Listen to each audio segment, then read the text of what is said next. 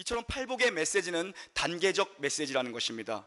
그러니까 오늘 화평케 하는 자가 되기 위해서는 앞에 6가지 메시지들이 다 그 신자의 삶 속에 녹아나야 되는데, 특별히 그 바로 전 메시지가 여러분 뭐였습니까? 마음의 청결함입니다. 마음의 청결함. 마음의 청결함이 없이는 화평하게 할 수가 없다는 거예요. 지지난주에 우리 수련회 가기 전에 이 메시지를 나눴는데 기억하시려나 모르겠어요. 마음이 청결하다는 것의 진의가 뭐였죠? 마음이 나뉘어지지 않은 상태가 마음이 청결하다는 것입니다. 두 마음을 가진 건 더러운 마음이라고 했습니다. 마음이 나누어진 것, 생각이 나누어진 것, 삶이 나누어진 것, 이것은 청결한 삶의 태도가 아니에요.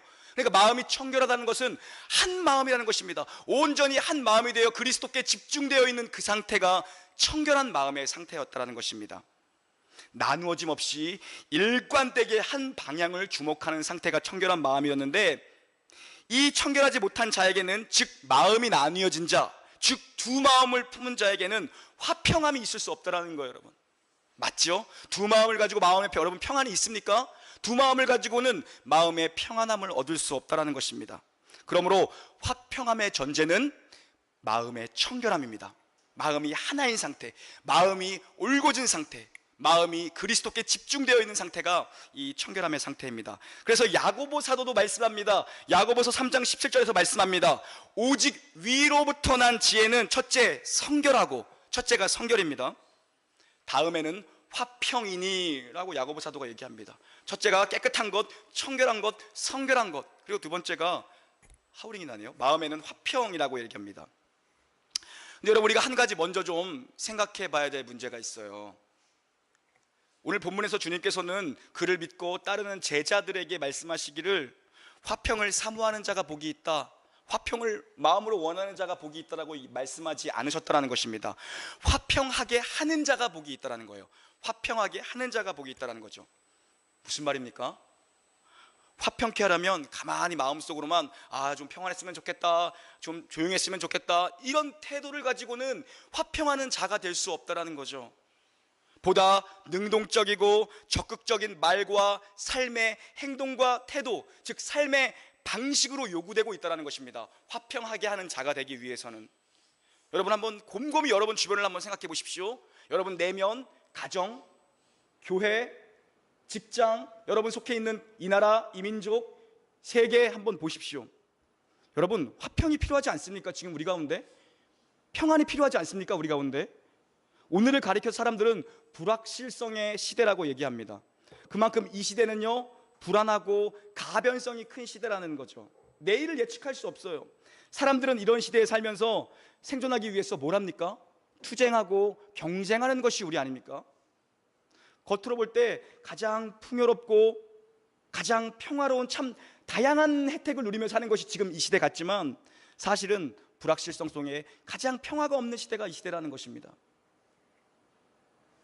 개인이나 가정이나 교회나 직장이나 사회나 국가 간에도 끊임없는 갈등과 싸움과 경쟁이 계속되고 있지 않습니까? 테러와 전쟁이 계속되고 있지 않습니까? 이 시대에 진정으로 필요한 것이 있다면 화평이라는 것입니다. 화평. 여러분, 단적으로 해마다 증가하는 이혼율을 보십시오. 이혼율을. 이것은 가정 불화가 어느 정도인지를 대변해주고 있지 않습니까? 교회를 보십시오. 여러분, 교회들 가운데에 불화가 많은 교회가 너무나도 많습니다. 수십 년간 세워온 교회가 단 한순간에 불화로 무너지는 것을 우리는 주변에서 너무나도 많이 목격하고 있습니다. 여러분, 나누어져 버리고 갈라져 버리고 패당을 짓습니다. 나라를 보십시오. 여러분, 나라를요. 우리 사회의 양극화가 점차 심화되고 있지 않습니까? 파업과 데모가 끝이 없습니다. 여러분, 여야 간에는요, 정쟁으로 하루도 잠잠할 날이 없습니다. 극도의 이념투쟁으로 점점 극과 극으로 가고 있는 거예요. 이런 시대 가운데 우리가 살고 있습니다. 뭐가 필요하겠습니까? 화평 아닙니까? 평안이 이 나라, 이 민족 가운데, 이 교회 가운데, 여러분 가정 가운데에, 여러분 마음 가운데 이 화평함이 있어야 되지 않겠습니까? 여러분, 저도 요즘 교회를 위해서 기도할 때요, 여러분, 교회의 평안함과 하나됨과 견고함을 위해서 기도합니다. 여러분, 교회가 수적으로 막 부흥하면 뭐합니까? 그 교회에 평안함이 없고 견고함이 없고 진리의 터 위인 말씀 위에 여러분이 바로 서지 않는다면 아무 소용없는 것입니다. 여러분, 모래 위에 세운 집과 같다라는 것입니다. 그러한 수적인 부흥은요, 여러분, 교회는 교리됨의 하나님이 필요합니다. 교리의 하나님이 필요합니다. 무슨 말입니까? 같은 신앙, 같은 믿음을 고백하며 하나됨이 필요하다는 것입니다. 진리의 터 위에 서 있어야 되는 것이죠. 같은 믿음을 고백해야지. 다른 믿음을 고백하는데 어떻게 하나 될 수가 있겠습니까? 교리의 하나됨이 필요합니다. 그리고 성도의 하나됨이 필요합니다. 성도의 하나됨. 말씀 위에 견고하게 서서 우리 놀라운 공동체가 비록 몇 안 되지만 여러분, 우리가 하나가 될 수 있어야 된다는 것입니다. 저는 정말로 교회를 이전하면서 너무나도 감사한 것이 있다면 한 명도 떨어진 사람 없이 모두가 이 자리에 함께 했다는 거예요. 정말 그보다 하나님 앞에 감사한 것은 없습니다, 여러분. 이것이 성도의 하나됨입니다. 이것이 교회들 가운데 절실히 필요하다는 거예요.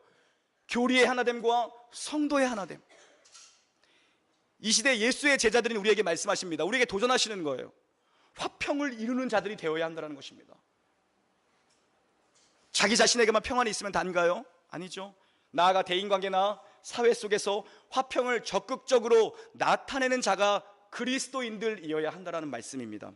이런 자가 복이 있는 자라는 거예요. 이런 자에게 임하는 복이 무엇입니까? 하나님의 아들이요 하나님의 딸이라 일컬음을 받는다는 것입니다. 복받은 자의 삶은요, 이런 피스메이커로 살아갈 수밖에 없다는 것입니다.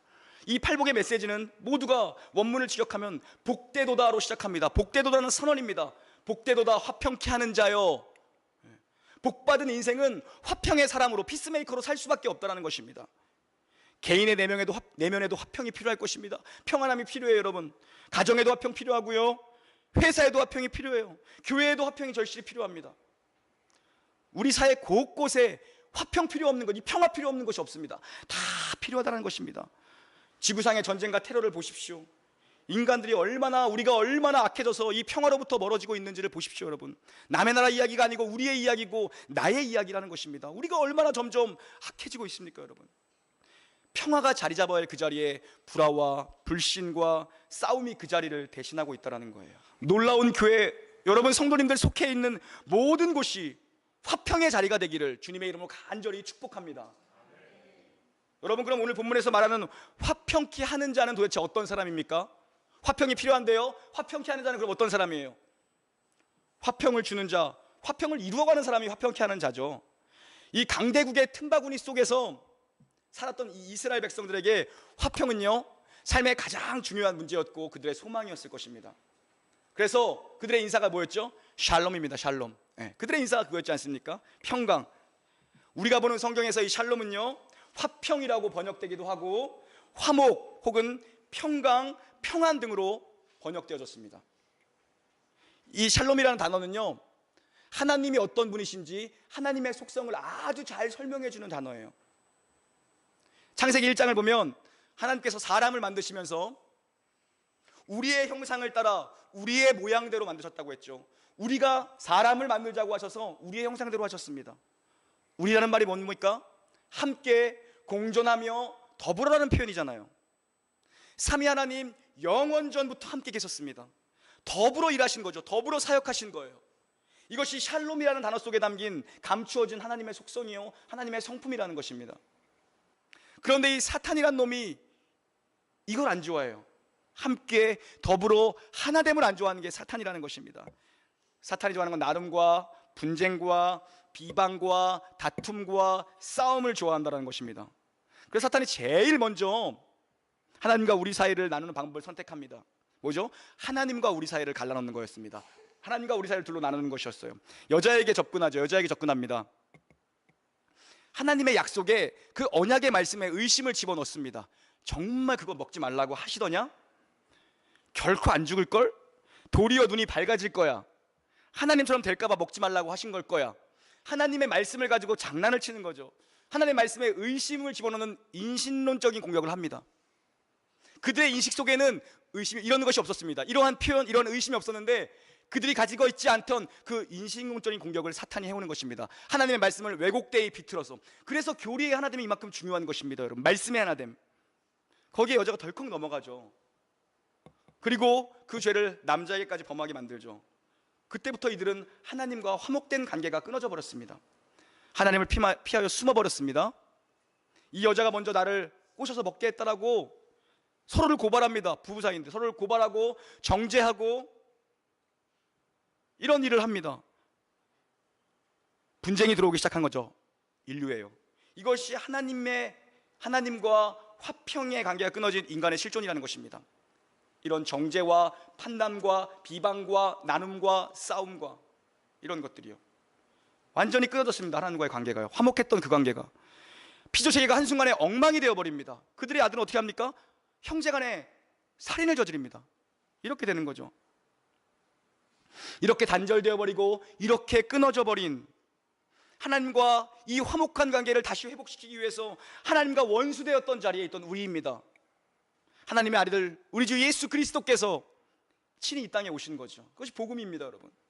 그러니까 예수님께서 이 땅에 오신 근본적인 목적은 샬롬의 회복입니다. 샬롬의 회복.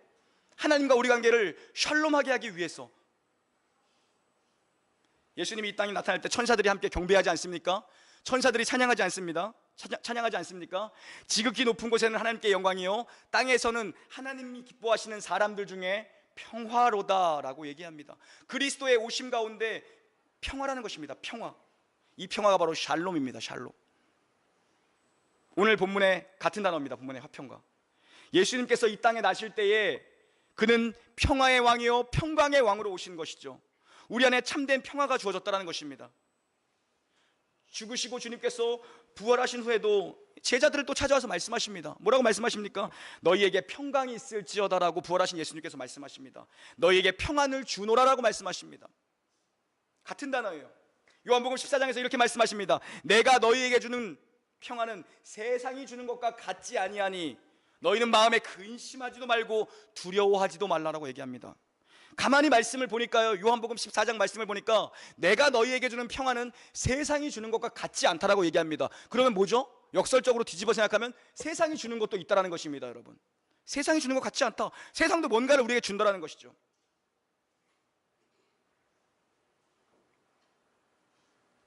여러분, 세상이 우리에게 주려고 하는 것은 무엇입니까?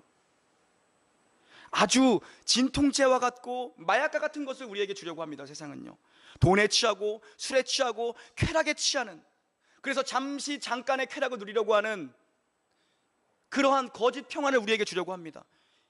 이것을 세상에 주려고 한다는 것이죠. 하지만 예수님께서 주는 것, 그것은 무엇입니까? 영원한 평안입니다. 변함이 없는 평안이에요. 본질적으로 흔들림이 없는 평안이라는 것입니다. 우리에게 참 소망은 그리스도 예수 그분밖에 없다라는 것입니다. 그것이 청결한 상태예요. 마음을 다해서 주님만 보라는 것입니다. 그때 참 평안이 하늘로부터 부어진다라는 것입니다. 왜요? 우리는 그렇게 설계된 자들입니다. 그렇게 지은 바 되었어요. 하나님과 가까이 할 때, 하나님과 붙어 있을 때에, 그리스도께 접붙여짐 당했을 때에만 우리는 참 평안을 누릴 수 있는 자들로 우리가 설계된 자들입니다. 그런데 우리가 하나님께서 떨어져 나가려고 하는 거예요. 포도나무 그 가지가 떨어져 나가려고 하는 거예요. 줄기에 붙어 있지 아니하고 떨어져 나가려고 하는 것입니다. 하지만 하나님 인생을 그렇게 만들지 않으셨다는 것입니다. 하나님의 설계 가운데 하나님께 붙어 있을 때만 참 평안이요 참 안식이요, 하나님께 가까이 함이 내게 복이라, 하나님을 가까이 할 때만 참 복을 우리가 누릴 수 있다는 것입니다. 그런데 여러분, 여기가 끝이 아니에요. 여기서 끝난 게 아니에요. 한 걸음 더 걸어가야 됩니다. 우리는요, 예수 그리스도께서 단순히 하나님과 우리를 화목시키시는 것, 그것으로 끝낸 게 아니라 우리와 화목을 이루시고 하나님과 우리와 화목을 이루어주시고 우리에게 맡기신 사명이 있습니다. 직분을 주셨다라고 성경의 표현대로라면 이야기할 수 있을 것 같습니다. 한번 찾아가 보시죠. 고린도 후서입니다. 고린도 후서로 한번 가보시죠. 고린도 후서 5장입니다.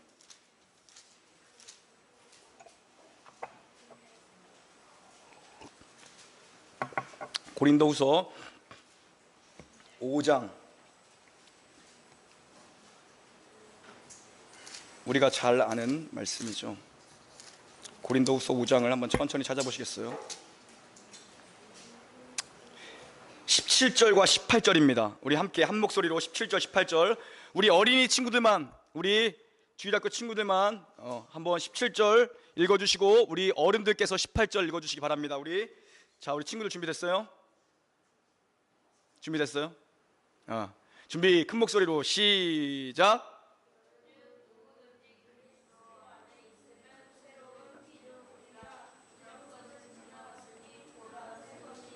다 같이요. 모든 것이 하나님께로서 났으며 그가 그리스도로 말미암아 우리를 자기와 화목하게 하시고 또 우리에게 화목하게 하시는 직분을 주셨으니. 아멘. 아멘. 그리스도 예수 안에서 우리는 새로운 피조물이 되었습니다. 보라, 이전 것은 지나갔으니 이제 새 것이 되었다. 새로운 삶이 되었는데요, 그 직분이 새로운 삶으로 변화된 우리에게 하나님께서 맡기신 것이 있습니다. 직분을 모두에게 주셨다는 것입니다.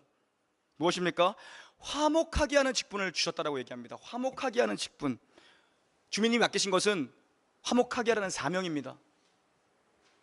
화목하게 하는 그럼 직분은 구체적으로 여러분 무엇을 얘기할까요? 이어지는 19절도 한번 봉독해 보죠. 19절이 한번 봉독해 보겠습니다. 시작. 곧 하나님께서 그리스도 안에 계시사 세상을 자기와 화목하게 하시며 그들의 죄를 그들에게 돌리지 아니하시고 화목하게 하는 말씀을 우리에게 부탁하셨느니라. 네. 직분을 주시고 맡기신 사명이 뭐냐 하면 화목하게 하는 말씀을 맡기셨다는 것입니다. 이게 중요해요. 네. 우리를 새롭게 하시고 직분을 주셨어요. 성도라는 직분을 주시고 맡기신 사명이 있는데 그것이 무엇인고 하니 화목하게 하는 말씀을 맡기셨다는 것입니다. 뭐죠? 나에게 임한 그 복음의 말씀, 하나님과 나를 화목하게 만들었던 그 복음의 말씀이 이제는 나의 삶을 통해서 온 세상의 메시지로 드러나야 한다는 것입니다. 그것이 우리에게 맡긴 사명입니다. 복음의 사명이요. 완전히 단절되었던 하나님과 나의 관계를 화목하게 한 그 그리스도의 복음을 나만 하는 것이 아니라 그 말씀을 너에게 줄 테니 이 화목의 직분을 받은 성도인 너여, 이제 이 복음의 말씀을 예전에 너의 모습과 같았던 아직도 하나님과 원수되어 있는 자들에게 이 화목의 말씀을 전하라는 것입니다. 복음을 나누는 사람이 되라는 거예요. 복음을 나누는 사람이 되라는 거죠. 왜냐하면요, 진짜 화평은요 복음 안에 있기 때문입니다. 여러분, 복음 안에 평화의 복음, 평강의 왕이신 예수 그리스도를 나누는 삶, 이것이야말로 진정한 피스메이커들의 삶이라는 것입니다. 진정한 이런 자들이야말로 하나님의 아들이라 일컬음을 받는 복을 받은 인생들이라는 거예요. 또 어떤 사람입니까? 여러분? 이 직분을 화목케 하는 직분을 받은 삶의 태도는 어떤 것입니까? 다시 마태복음으로 오셔서 여러분 5장을 다시 보시죠. 한 가지만 더 찾아보겠습니다. 우리가 잘 아는 말씀이실 거예요. 마태복음 5장 23절입니다. 제가 봉독해 드리도록 하겠습니다. 그러므로 예물을 제단에 드리다가 거기서 내 형제에게 원망 들을 만한 일이 있는 것이 생각나거든 예물을 제단 앞에 두고 먼저 가서 형제와 화목하고 그 후에 와서 예물을 드리라 라고 말씀합니다. 잘 아는 말씀이죠. 화목의 직분을 받은 자들의 삶 가운데요, 하나님 또 요구하는 것은요, 용서와 화해라는 것입니다. 형식적인 예배, 이렇게 모여서 공적으로 드리는 이 예배보다 더 중요한 것이 있다면, 여러분 한 주간의 인생살이 속에서요, 누군가에게 원망을 들을 만한, 누군가 여러분을 원망할 만한 말을 듣게 사시면 안 된다는 것입니다. 원망을 들을 만한 일을 했거든, 누군가가 여러분 때문에 고통스러워하고 있거든, 누군가가 우리 때문에 힘들어하고 있거든, 예물을 제단 앞에 두고 먼저 가서 형제와 화목하고 돌아와 예물을 드리라는 거예요. 예배보다 더 중요한 것, 예물보다 더 중요한 것이 있다면 지금 그거 할 때가 아니다. 스톱, 모든 거 올 스톱하고, 누군가 너 때문에 고통을 받고 있는 사람이 있다면, 네가 누군가에게 원한을 샀다면, 원망을 들을 만한 짓을 했다면 먼저 그에게 찾아가 화해하고 화목한 후에 와서 주님 앞에 예물을 드리라는 것입니다. 이 순서가 여러분 왜 중요합니까? 언뜻 생각하기에 예배가 더 중요한 거 아닌가라고 생각할 수 있죠. 하나님 그런 예배를 받으시지 않으시겠다는 거예요. 왜죠? 예배의 본질이 뭡니까? 참 재물 대신 그리스도께서 우리를 위하여서 모든 죄의 값을 대신 지불하시고 그 기업을 물으시고 그의 죽음을 통해, 그의 부활을 통해 이제는 그를 믿는 모든 성도들에게 연합이 된 그 성령의 교통을 통해서 우리가 예수 그리스도의 이름으로 하나님 보좌 앞에 나아가는 것인데, 그 은혜를 입은 자로서 예수 그리스도 공로를 의지하여 하나님 앞에 서는 것이 예배의 본질입니다. 예수 그리스도가 제물 되신 거죠. 예물 되신 거죠. 향기로운 예물 되신 거예요. 그런데 그런 마음, 그런 신앙을 고백을 담아드리는 그런 자들이, 그런 예배자들이 성소 밖에서는 교회 문을 나가고 나니까 사람들과 관계가 단절된 거죠. 끊어진 거죠. 원수지고 삽니다. 원망을 들을 만한 짓을 하고 살아요. 갑질을 하면서 사는 거죠. 갑질을 하면서. 먼저 그렇다면 이 예배를 멈추고 세상 밖의 현장으로 가라는 것입니다. 가서 삶의 현장에 가서 너의 형제들과 이웃들과 화목하고 돌아오라는 것입니다. 돌아와서 진실한 예배의 고백, 그리스도께서 나의 죄를 용서하신 것처럼 나도 7번씩 70번을 용서하는 그 마음으로 주님, 이곳에 왔지만 용서하기가 너무 힘듭니다. 그런데 나 같은 죄인을 용서하신 그 그리스도의 보혈을 의지해서 주님 앞에 나아갑니다. 내가 그를 용서할 수 있도록 주님께서 도와주십시오. 그 마음과 그 태도와 그 중심을 주님 보시겠다는 것입니다. 그것이 화평하는 자의 마땅한 삶이라는 것이죠. 무엇입니까? 아주 심플하게 말하면 용서하는 삶을 살라는 것입니다. 용서하는 삶을요, 여러분. 하나님이 우리를 용서하지 않는다면 결단코 우리 가운데 하나님의 심판대 앞에서 천국행의 티켓을 받을 사람은 단 한 명도 없을 것입니다. 우리 죄를 하나님 앞에 다 우리는 씻음받은 자들이에요. 그렇다면 이제 너희도 이와 같이 하라는 것입니다. 너희도 이와 같이 하라. 너희도 이와 같이 하라. 그 사람 가지고 형제를 용납하고 형제를 용서하고 다시 한번 돌아보라는 것입니다. 그것이 화평하는 자들의 마땅한 인생의 삶이라는 것이죠. 사랑하는 놀라운 교회 성도 여러분, 혹시 마음에 우리가 아직도 누군가를 용서하지 못하는 마음으로 이 예배 자리에 나오신 분들 계시지 않습니까, 여러분? 누군가로부터 원망과 원성을 사고 계시는 분들은 혹시 계시지 않습니까? 제가 그런 사람일 수도 있고요, 여러분. 한번 돌아보자는 것입니다. 다 같이 한번 돌아보자는 것입니다. 그죠? 우리는 용서하고 용납하고 관용을 베풀고 넉넉함으로 끌어안을 수 있는 자들이 되어야 한다는 것입니다. 왜요? 너희도 이와 같이 하라. 그것이 주님의 명령이기 때문에 너희도 이와 같이 하라. 손을 내밀 수 있어야 합니다. 머리 숙일 수 있어야 한다는 것입니다. 자존심 상하죠. 왜 자존심이 안 상합니까, 여러분? 하지만 먼저 머리를 숙일 수 있는 태도가 필요하다는 거죠. 그것이 화평케 하는 자의 삶이라는 거죠. 한번 돌아보십시오, 여러분. 혹시 없는가? 예수님께서는 말씀하시기를 이런 자들에게는 약속된 축복이 있다라고 말씀하십니다. 복의 메시지가 또 선언되고 있어요. 화평케 하는 자는 복이 있나니 저희가 하나님의 아들이라 일컬음을 받을 것이미요. 여러분, 화평케 하는 것이 곧 하나님의 아들들의 역할입니다. 하나님의 아들이면 화평케 해야 된다는 것입니다. 생각해 보세요. 하나님의 아들, 하나님의 신의 아들입니다. 신의 아들보다 더 영예로운 직분이 어디 있습니까? 이거보다 더 큰 축복이 어디 있습니까? 하나님 우리를 자녀 삼아 주셨다는데, 우리가 화평을 감당할 때 하나님께서 우리를 아들로 삼아 주시겠다는 것이죠. 아들은 아버지를 닮아가게 되어 있습니다. 아버지를 꼭 빼다 박은 것처럼 닮게 되어 있다는 것입니다. 하나님의 아들이라는 것은 주님과 닮은 삶을 살아간다는 얘기겠죠. 저 사람을 보면 예수가 생각난다는 거예요. 저 사람을 보니까 예수님이 계셨다면 저 사람 같지 않았을까? 교회도 마찬가지입니다. 여러분, 교회가 그래야 된다는 것입니다. 하나님의 아들이라는 표현은요, 예수님을 지칭하는 표현이죠. 예수님을 지칭하는 표현. 대표적인 말씀이 마태복음 16장 16절입니다. 주는 그리스도시요 살아계신 하나님의 아들이니이다 라고 베드로가 고백하지 않습니까? 이 신앙의 고백 위에 교회가 세워졌습니다.